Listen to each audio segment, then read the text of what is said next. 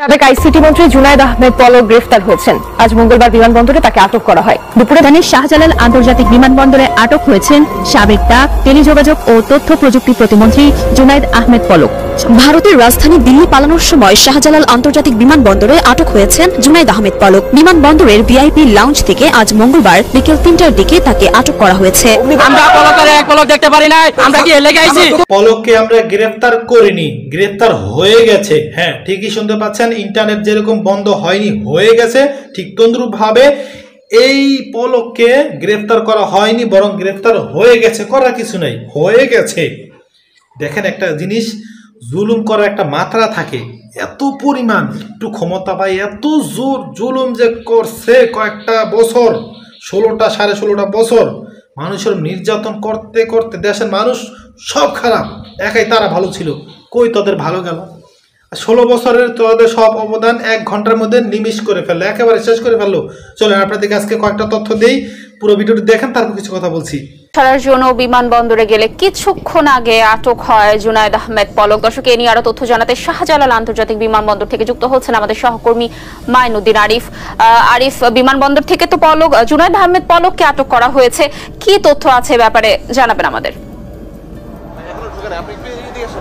লাবণী, আমি এই মুহূর্তে আছি বিমানবন্দরের বিএপি যে টার্মিনালটি রয়েছে সে টার্মিনালে। কিছুক্ষণ আগে এখানে আইসিটি যে প্রতিমন্ত্রী রয়েছে জুনায়েদ আহমেদ পলক, তিনি দেশ থেকে পালিয়ে যাওয়ার সময় এখানে উৎসুক জনতা তাকে আটক করে, এবং আটক করার পরে আমরা দেখেছি তাকে সেনাবাহিনীর কাছে বুঝিয়ে দেওয়া হয়। এই মুহূর্তে তাকে ভিআইপি যে টার্মিনাল রয়েছে সে টার্মিনালে সেনাবাহিনীর হাতে তাকে তুলে দেওয়া হয়েছে।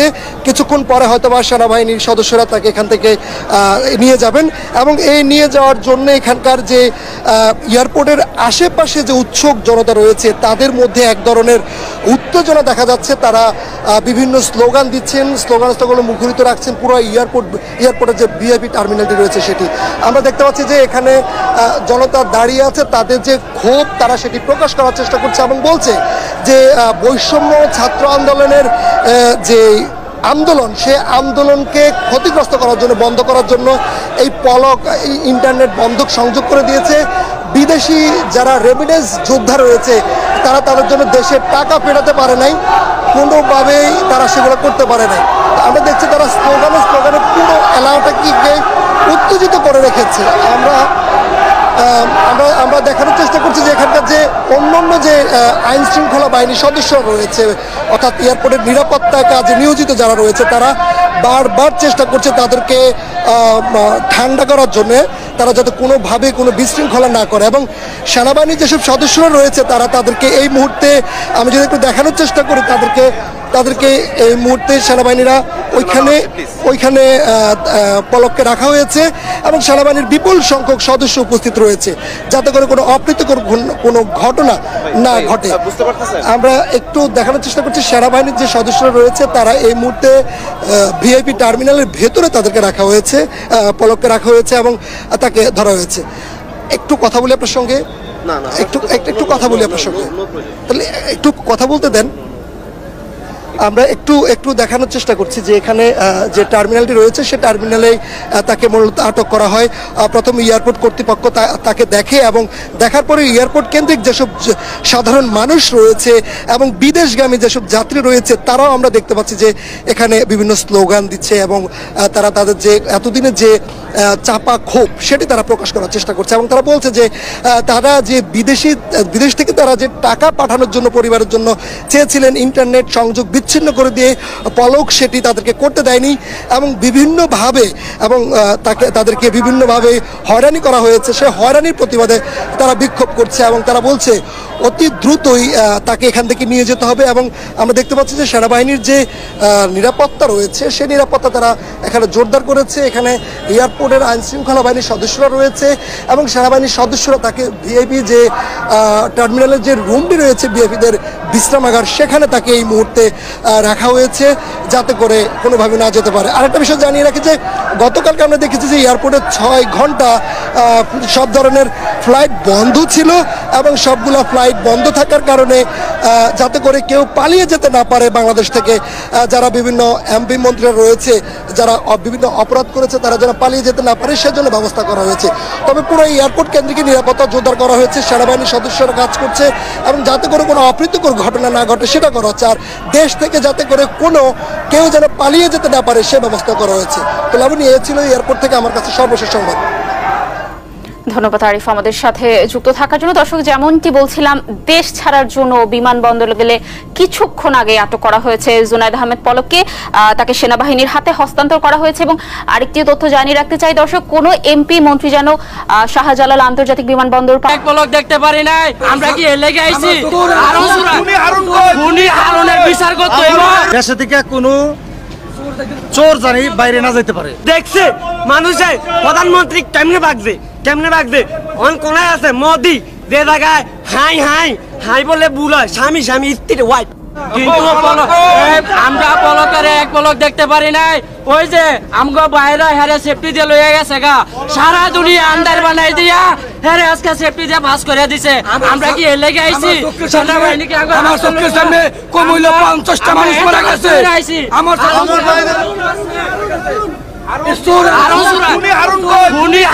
বিচার করতে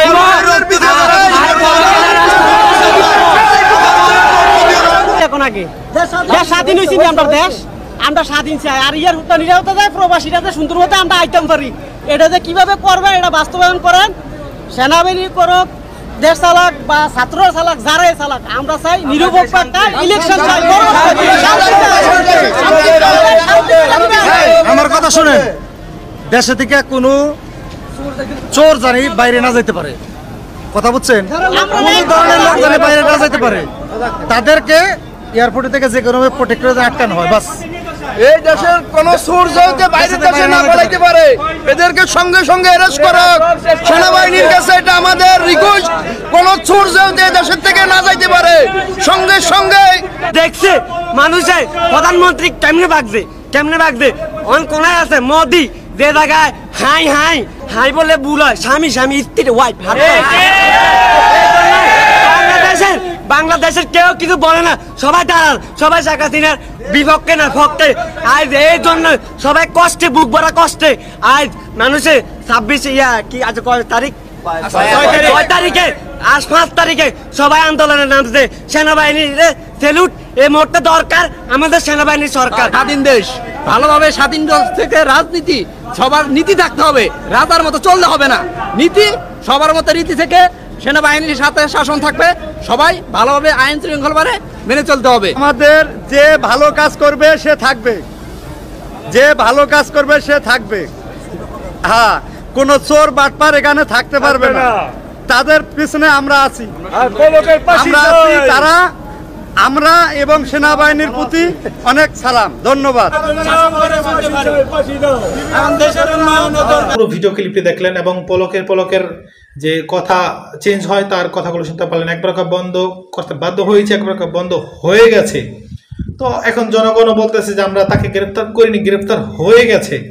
এই যে দেখেন জুলুম এত পরিমাণ তারা করছে, এগুলোর মানে বলার কোনো ভাষা সাধারণ মানুষের নাই। এত পরিমাণ জুলুম মানুষ করে কি হলো, দেশ ত্যাগ করলি এত অপমান অপদস্থ হয়ে ঘর দোয়ার ভেঙে একদিনের মধ্যে সব শেষ। 16 বছরের তখন ইতিহাস দিল 1 ঘন্টার মধ্যে সব সাফ করে। কিন্তু আমরা এটা তো চাইনি কখনোই, আমরা কখনোই চাই। আমাদের বাপ দাদা 14 গোষ্ঠী আওয়ামী লীগকে ভালোবেসে আসছে, ভালোবাসতেছে, এখনো বাসে। কিন্তু তাদের জুলুমের কারণে মানুষ এখন তাদেরকে ঘৃণা করে। কি জন্য এত জুলুম করলি? এখন যারা বর্তমানে সামনে আসবে, ভবিষ্যতে কারা আসবে জানি না আমরা, তো যারাই আসুক তারা যেন এই হাসিনার পতনের মাধ্যমে যেন মানুষ শিক্ষা গ্রহণ করে। না, এদেশে জনগণ আছে, দেশের ছাত্র জনতা আছে, আমাদেরকে ছেঁচড়া টেনে অপমান অপদস্থ করে আমাদেরকে গদি থেকে নামাবে। সেইভাবে জুলুম যেন না করতে পারে সেই ব্যবস্থা আমাদের হাতে কিন্তু আছে। এই জন্য খুব সাবধান হয়ে যারা আসবেন খুব সাবধানে থাকবেন। দেশকে সাধারণ মানুষ কি চায় সেটা বোঝার চেষ্টা করবেন। আর কোনো কথা না, ভিডিওটি সর্বোচ্চ শেয়ার করে দিবেন। আল্লাহ হাফেজ। তুমি প্রোফাইল পিকচারে যাকে দেখো সে আমি না, সেই ছবিতে কোনো খোঁজ নেই। 10টা ছবি তোলার পর যে ছবিটা সবচেয়ে বেশি ভালো হয় সেই ছবিটাই আমি প্রোফাইলে দেই। আমার প্রোফাইল পিকচারের নিচে দাঁত সার্কেল নেই, চোখের নিচে হাফ ডজন ভাঁজ নেই, এখানে আমাকে সবচেয়ে সুন্দর লাগে। প্রোফাইলের ছবিটাতে চুলে শ্যাম্পু করা আছে। বাস্তবে প্রতিদিন আমি চুলে শ্যাম্পু করি না, খেয়ালি করে বলছি না। আমি যেই অগোছালো থাকি, এই অগোছালো অবস্থায় আমাকে কেউ মেনে নেবে না।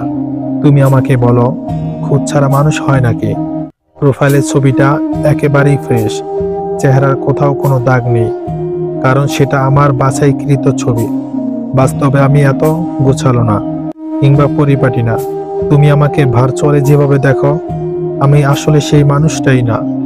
বাস্তবে শুটের গুণে আমার মুখে হাসি থাকে না, ঠোঁট ফেটে যাওয়া, মুখে ব্রণ ওঠা কিংবা অগোছালো বিষয়, চুলগুলো এলোমেলো থাকা কিংবা নিজেকে সবসময় পরিপাটি করে না রাখাই হলো আমার কমন বিষয়।